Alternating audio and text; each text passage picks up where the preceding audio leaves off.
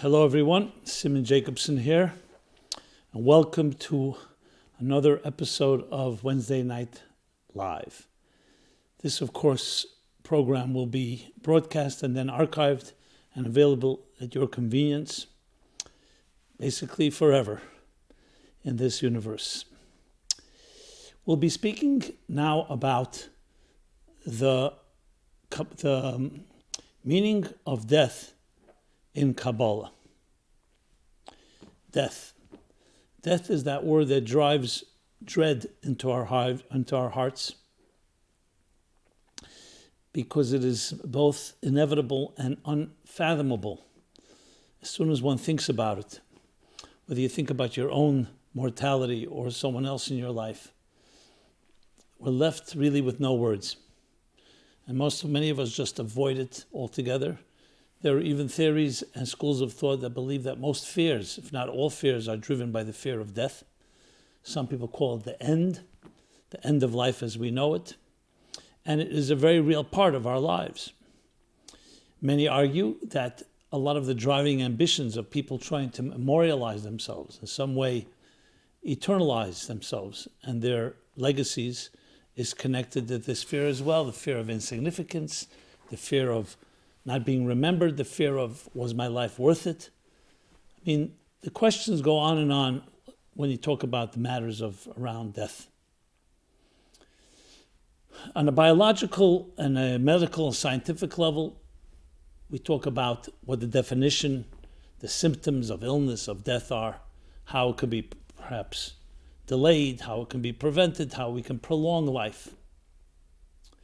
Discussion is more about the things that we observe. But the big questions, like why does a body and soul have to separate in the first place? Where does the soul go to? Can we connect the souls even after they've moved on? Those are questions that are far outside of the domain of biology or science. And they leave us wanting, and they leave us wondering, because it's so much part of, as I said, of our reality. In many ways, the mystery of death is connected to the mystery of life itself, of birth. Just as we ask where the soul goes to, the question could also be asked, where was the soul before we were born? What happened right the moment that before conception, when body and soul met and fused? So life essentially is really two forces at work through this period, the bookends of what we call the beginning of life and the end of life, which is a very limited time. What about the journey before that and after that? And many other such related questions. And they're not just hypothetical. They actually impact who we are, how we live our lives, how we see the significance of life, and of course, death as well. So all of that is what we're going to be addressing. A good place to begin, I think, is by process of elimination, in a way of recognizing how little we do really know about these matters, about these mysteries, how little we know about life and death. Because even the amount of life even the amount we know about the lives we live, the life that occupies this body during our lifetimes, is also, as much as we know, there's so much more to know. What is the brain like? What is emotions like? What really is love? What makes us tick? So let alone trying to understand that which has preceded our being here and that which will follow our being here, that for sure is almost outside of our domain. And yet we can talk about it. And the Kabbalah does talk about it. The Torah talks about it in a very fascinating and very disarming, I would even say, surprising way. So let me begin something I've mentioned many, many times over the years, going to console people who have lost a relative or a family or a friend. You always are left with a lot of questions. People ask questions and they are looking for consolation, looking for some form of comfort. And the big question people ask is, where does a soul go to upon death? Where does it go to?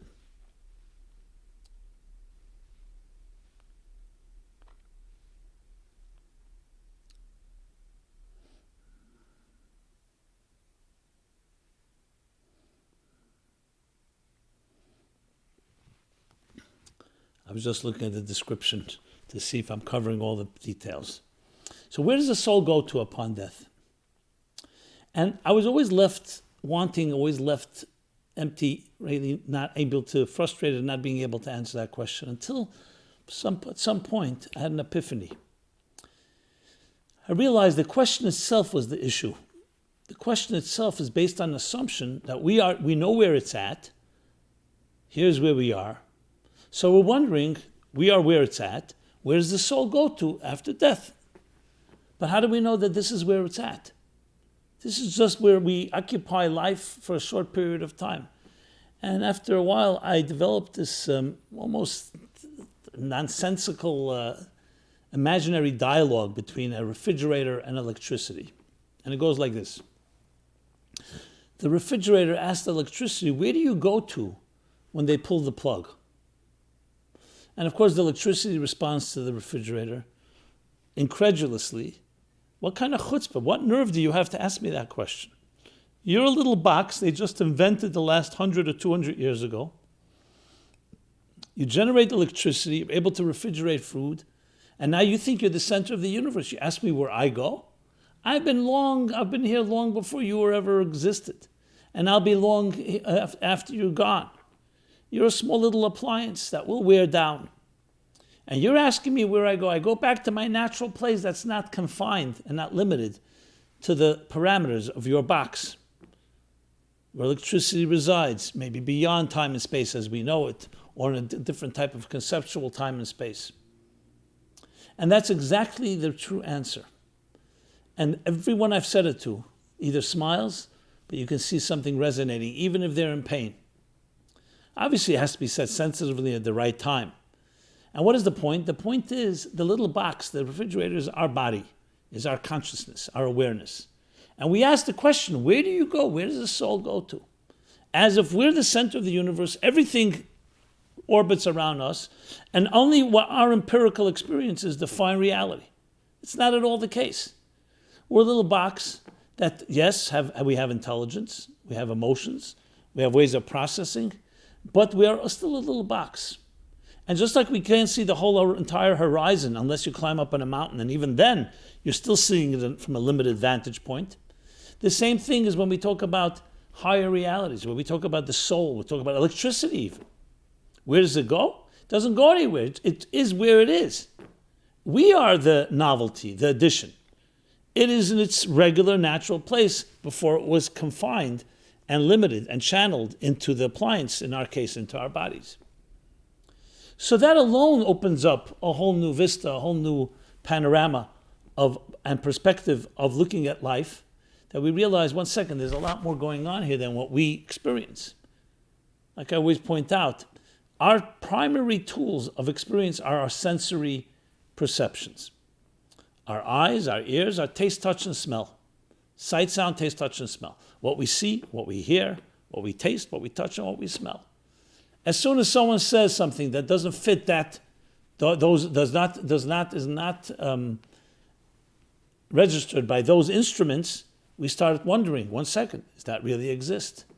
An idea, for example. An idea, you can't see it, you can't hear it, you can't taste, touch, or smell it. Love, truth, spirit.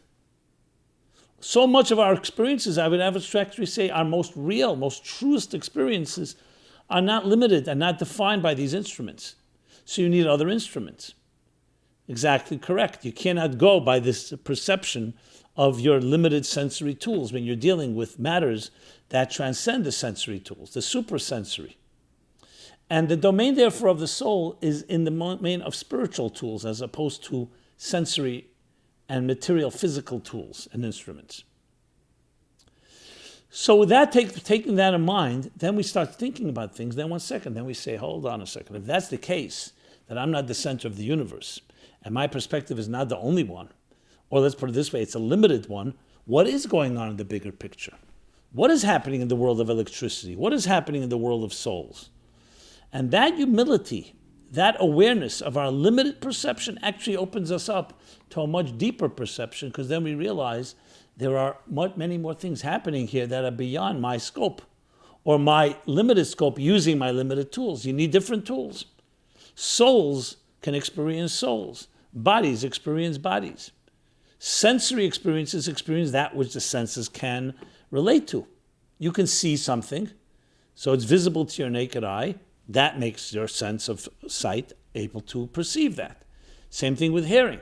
But what about things you cannot see, as I mentioned before?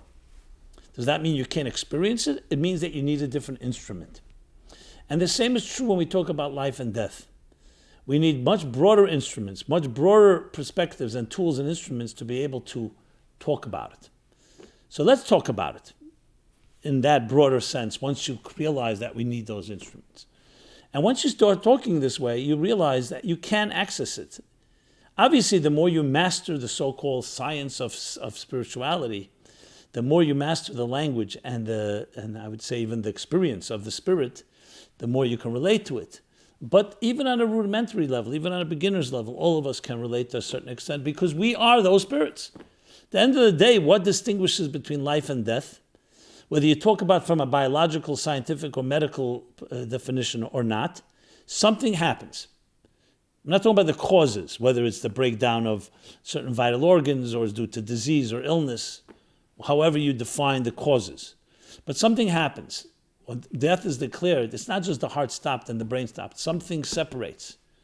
That life force, you can call it anything you want. You can call it energy, you can call it electricity, you can call it soul. In some way has separated from the body. Upon conception, they connect. The fetus begins to develop, the cells begin to multiply, the fetus develops, and then you have, after 9 months, a healthy, hopefully healthy child. That child will live its life, a spirit within a body, joined as one, fused as one, you can't even separate the two, and it will age.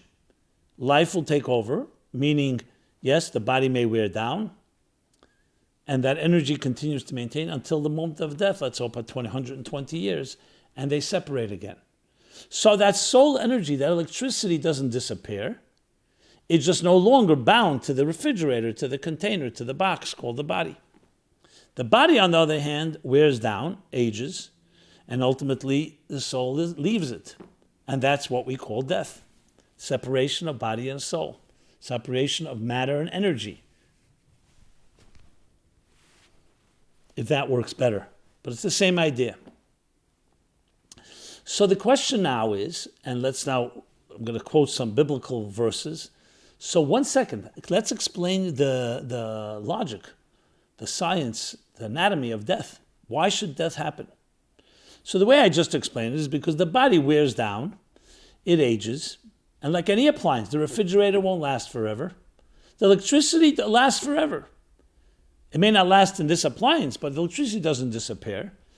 You could keep generating new energy, and even old energy can be used. Energy never dissipates.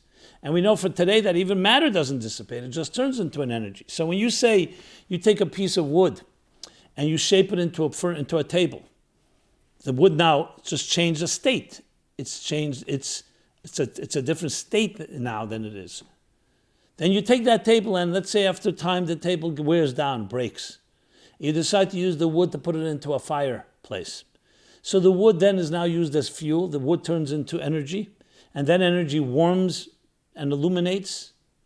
And then even when the fire burns out and the wood is no longer there, it's just turned into some form of gas, some form of energy. That may not be contained any longer in the fireplace after it's burned out, but it still never disappears. It's again changed its state. The easiest example is think of gas, liquid, and ice. Water, H2O. Standing water, still water, or regular water is fluid. You freeze it, it turns into ice. You heat it, it turns into gas. And you can reverse this process many, many, many times, forever. Someone didn't know. They'd see here is gas, and here is liquid, and here is ice. They think three different entities. It's not three different entities. One entity, three different stages, three different states.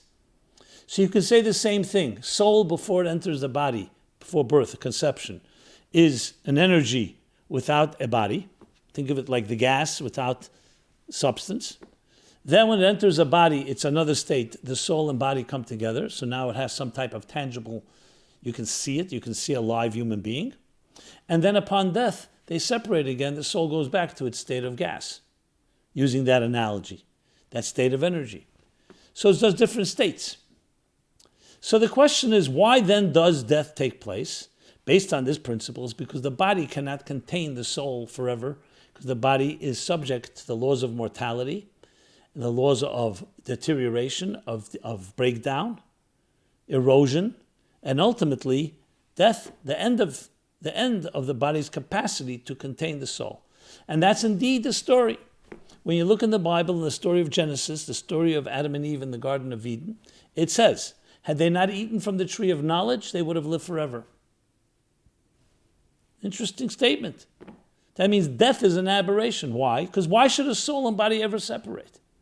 A soul has endless amount of energy. It's not going to run out of energy. It's not like gasoline, the car runs out of gas. So it has an endless amount of energy. The body is a container. So think of a cup. You fill a cup with water. Barring the effects of evaporation, is there any reason that the water should ever disappear? Why should it disappear? The only way is possible if you either pour out the water or you puncture the cup. And that's exactly the way the Bible understands it.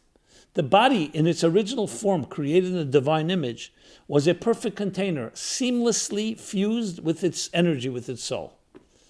And together they can live forever. Basically, an appliance that would not wear down. But sin, transgression, not aligning ourselves to what the purpose of our lives is, meaning living a life and making a mistake or making an error, and misaligning the body from the soul, what happens? The body then is no longer aligned with its energy. So at some point, those punctures will cause the energy to have to leave because the body is not in healthy shape. So a body that is aligned, meaning it's focused on its purpose, is a body that can then receive that purpose, which is its soul.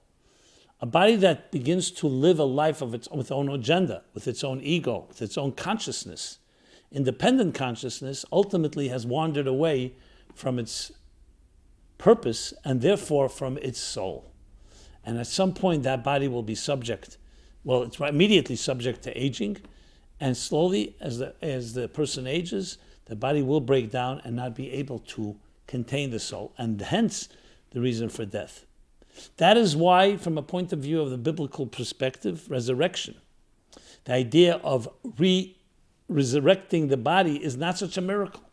In the words of the Talmud, if God could create something that wasn't there in the first place, he can definitely take something that was there and bring it back to life.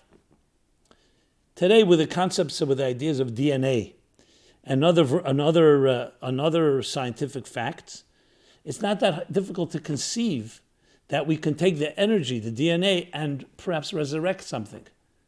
It hasn't yet been done, but we already have the science fiction of it, whether it's Jurassic Park or books like called The Science of Resurrection and so on. Because the fact of the matter is, death, we know today there's no such thing as complete disappearing. Everything turns into energy. So why can't energy be reversed and turned into matter? If we know how to do it.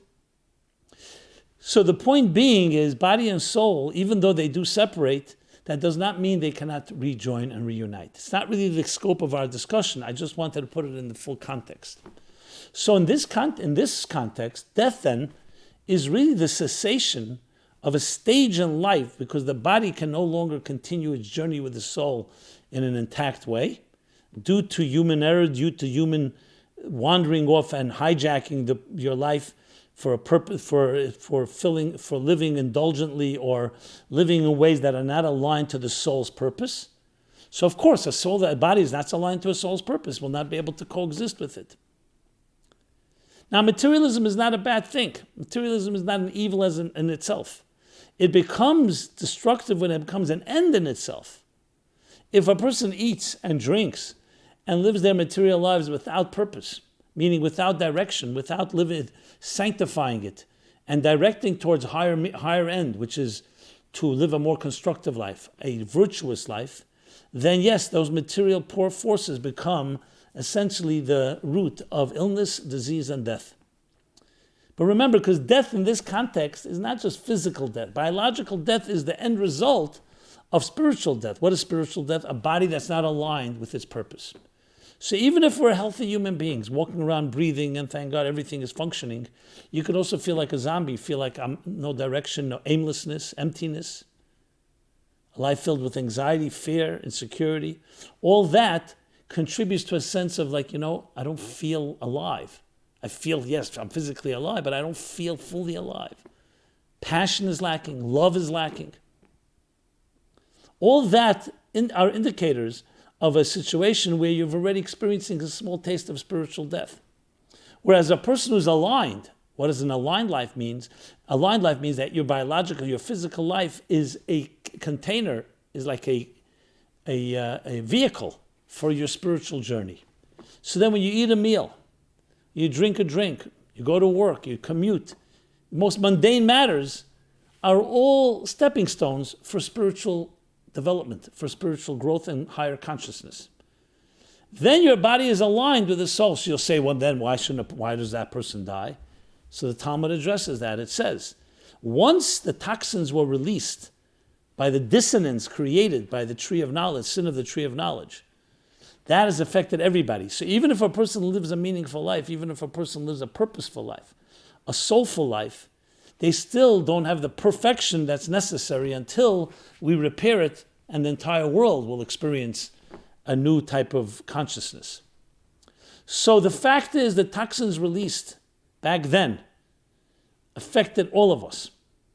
What we try to do is correct it by living material lives that are aligned with our spiritual lives, hence called a life of a real life that is alive, that you're alive. Not just breathing, not just functioning or surviving, but passionately alive with purpose. And that repairs the punctures, firstly in your own life and those in others. And collectively, when that will happen, then soul and body will be able to live side by side, yes, forever. And it's not that crazy if you think about it.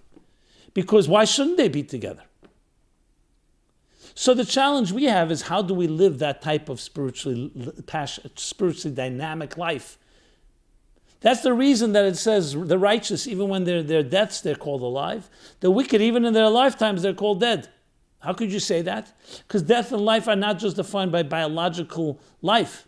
It's not just defined by the vital signs. It's defined by meaning, by purpose, a life of virtue, a life of love, life of giving, where people who are around you feel, I feel alive when I'm around this person. They're living a life of spirit, of spunk, of energy, of passion. So you can live a life and you can live a life. And that type of life touches the eternal. And that's why a person like that, even when they pass away, the spirit that they live by lives on forever. Someone who's never lived a spiritual life and all they lived was indulging, or their only successes were material ones. So what happens when materialism ends?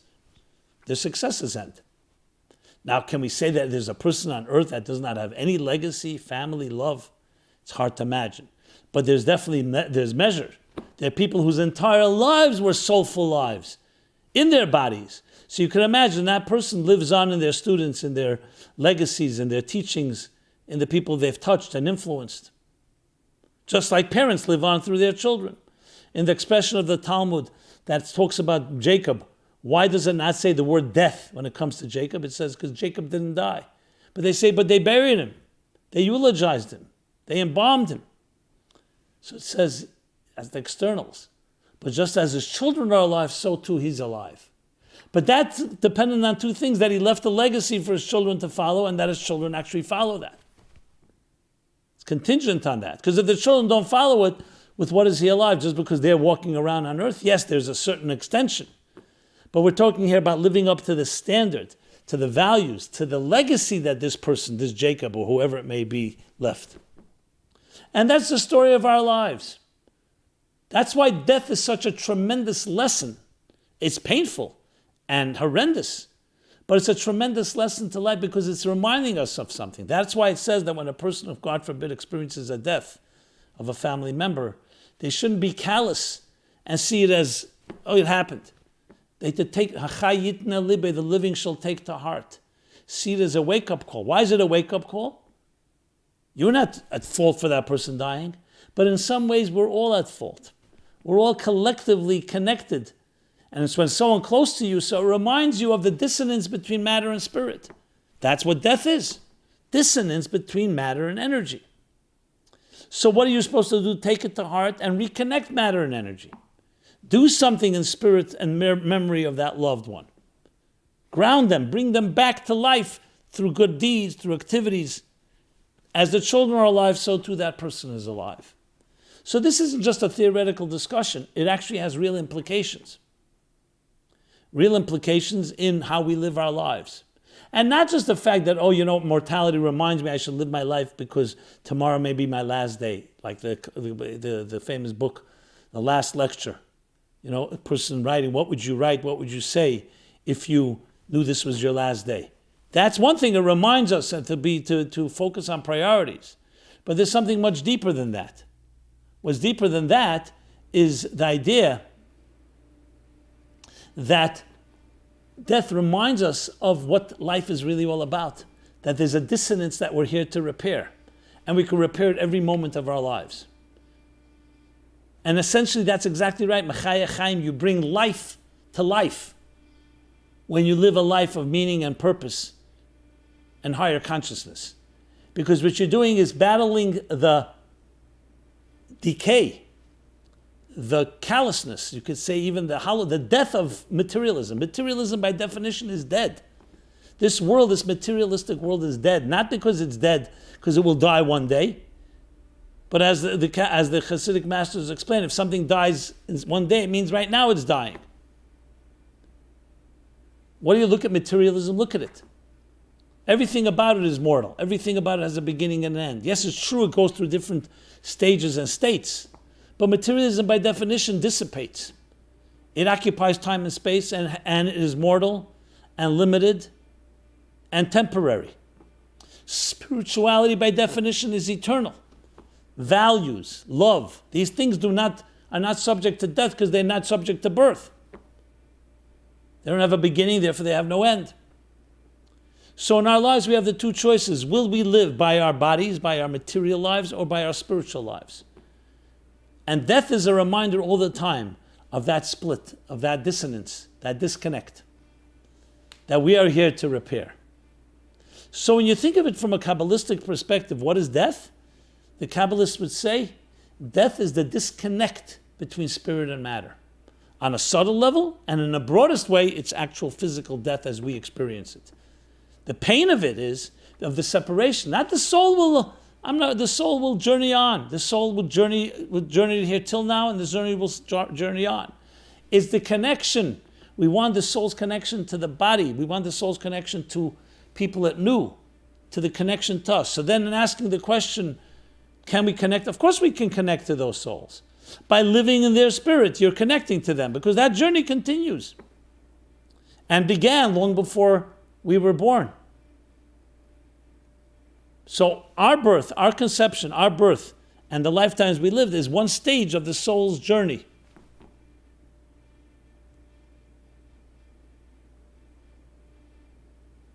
This is how we look through the lens of the spirit, of the lens of the soul.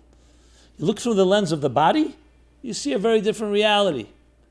What you see is not what you get, obviously. When you look around, you see, a bunch of objects. I see a sky, I see birds, I see people.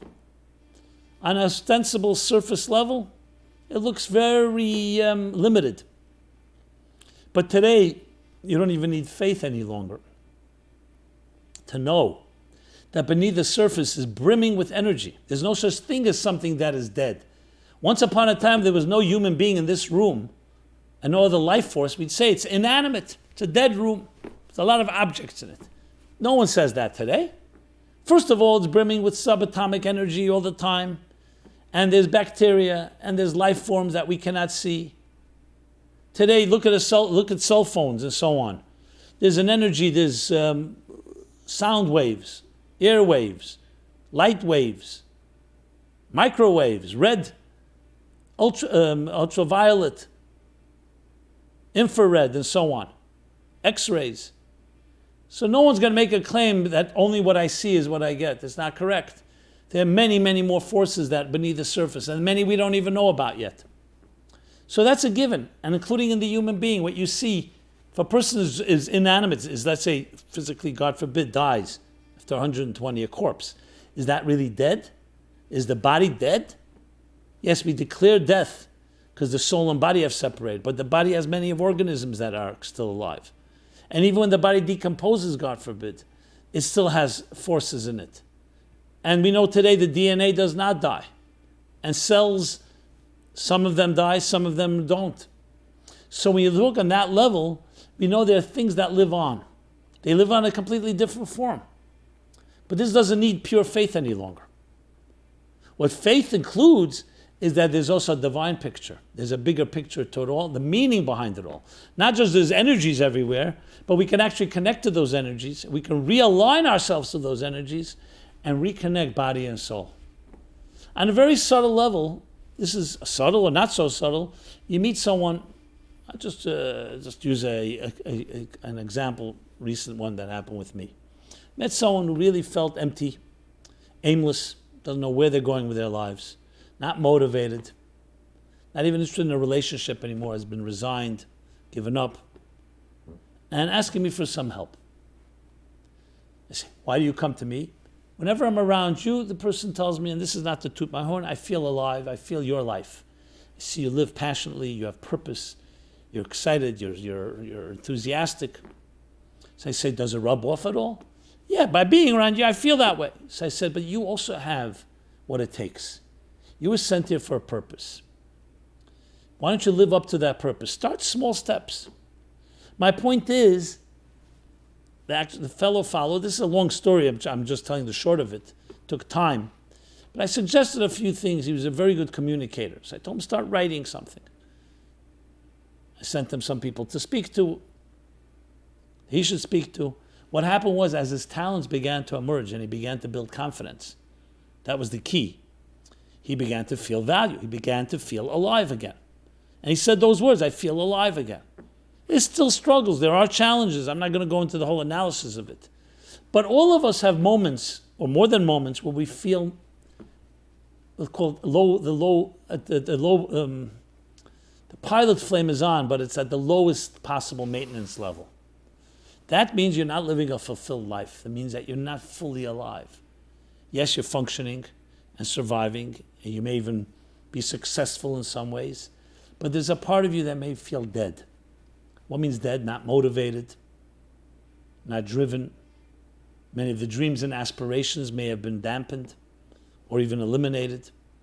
We've had losses, disappointments, betrayals, abandonments.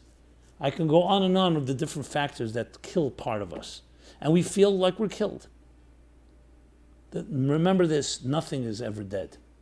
You may feel that way. And you may even be contributing to it because you're projecting. But everything can be resurrected. Everything can be revived. You have to find something in your life that ignites your spirit. And the best is to find something that you're good at. And you see people value. That's a tremendous nourishing and nurturing factor. That nourishment and nurturing brings you alive. It's like a flower that's wilted and seems like close to dead, but then you pour water and slowly care. And you slowly start seeing, slowly, the petals begin to flutter. You can see life coming back into it. Now you say, how do I know? Maybe there are situations where, the flower is dead. That's it. Got to get new flower. Well, a flower is a flower, but a human being is more complex than a flower. The spirit does not die. As long as you're alive, your soul is waiting to be nourished. It's waiting to be watered. And it's watered in many ways. One is by using your skills and talents to help people. Another is by understanding and studying about your soul, becoming aware of your soul and its strengths. Another is by kindness, virtue, charity. These are ways you exercise. This is how you water the soul, how you nourish your soul. There are real methods. So if a person's not ready to do that, that's like saying, I'm not ready to water my flower and I expect my flower to blossom. It doesn't work that way. So we cannot give up on ourselves, and we have to remember there's a soul in here somewhere. And that soul can be brought alive, and in ways that you'd be surprised. Do not ever give up on yourself. And yes, another way is being around people that are that way. It becomes contagious. It's like an incubator where you incubate by osmosis. You pick up from others confidence, courage. And very often that's what it comes down to. It's not that we don't have it. We don't believe we have it. Or we don't believe that we have the strength or courage to access it. And that's what I'm here to challenge. Never ever give up on yourself. And find people who believe in you. It's very easy to find people who don't believe in you and just feed your low self-perception and low self-esteem. And then it becomes a vicious cycle. You know what? Too late for me. There's no such thing. Period. And I know that because your soul is alive. You may not be feeling it, you may not be aware of it, but others are aware. And the best way is not to wallow and not to percolate in your own misery, in your own resignation, in your own hopelessness. Because then you're feeding the beast. You're feeding all the forces that actually make the flower wilt and make the flower thirsty and hungry and parched. And you want to revive it. And reviving requires watering, and watering requires action and speech and good thoughts and a mindset and a heart set. And that's what we're here to talk about. That's why we do this class. That's why I do everything I do, is to feed, to help develop those tools and life skills necessary to feed the soul, to nourish it, to make it come alive. That's the way we fight death. So many people have tried to conquer death. The pharaohs of old, by building pyramids and burying themselves when they died with their brides and live families, they thought that was their way. Cryogenic freezing is a modern way. The fountain of youth, maybe the cosmetic industry. Everybody's trying to preserve youth. You want to know how you preserve youth? You want to know the real secret? Feed your soul. Your soul never dies. It only grows, it only gets younger, actually, and more vibrant, the more you feed it. And when you feed the soul feeds the body. That means, can we conquer physical death? Perhaps not directly, but you can conquer spiritual death. You can, to some extent, even physical death. And definitely prepare yourself to the point in time where the dissonance will disappear. And we will then again fuse and unite the two, matter and spirit, body and soul. So the Kabbalistic view on death, the meaning of death in Kabbalah, actually it's a very, very, I would say, surprising perspective. It doesn't take away from the pain, but it gives a whole different viewpoint on it. Dissonance, interesting. It's a dissonance, it's a separation. And we can do something about it. It's not just some fatalistic reality. And that's exactly what for thousands of years the Jewish people did. They fought death by embracing life. Even when they experienced death, even when they experienced being killed, they fought darkness with light, they fought death with life, the love of life, the commitment to life. And in many ways have changed the world, that the world sees life differently today. Life is more than just biological life. Life is a life of meaning, a life of virtue, a life of justice. A kind life, a gentle life. And that lives on. And that impacts even the body, because the body goes along. It's a vehicle, a channel for our expressing our soul's aspirations. The Meaningful Life Center, as the name suggests, meaningful life. Not just a life, but a life of meaning, of purpose. A life that is driven by a higher calling. That's what we do. We consider it to be the single most important ingredient in a person's well-being and health. Because when you have a life of purpose, then you and all your actions and your choices matter. When a person does not have a life of meaning, then everything becomes negligible. Everything becomes optional.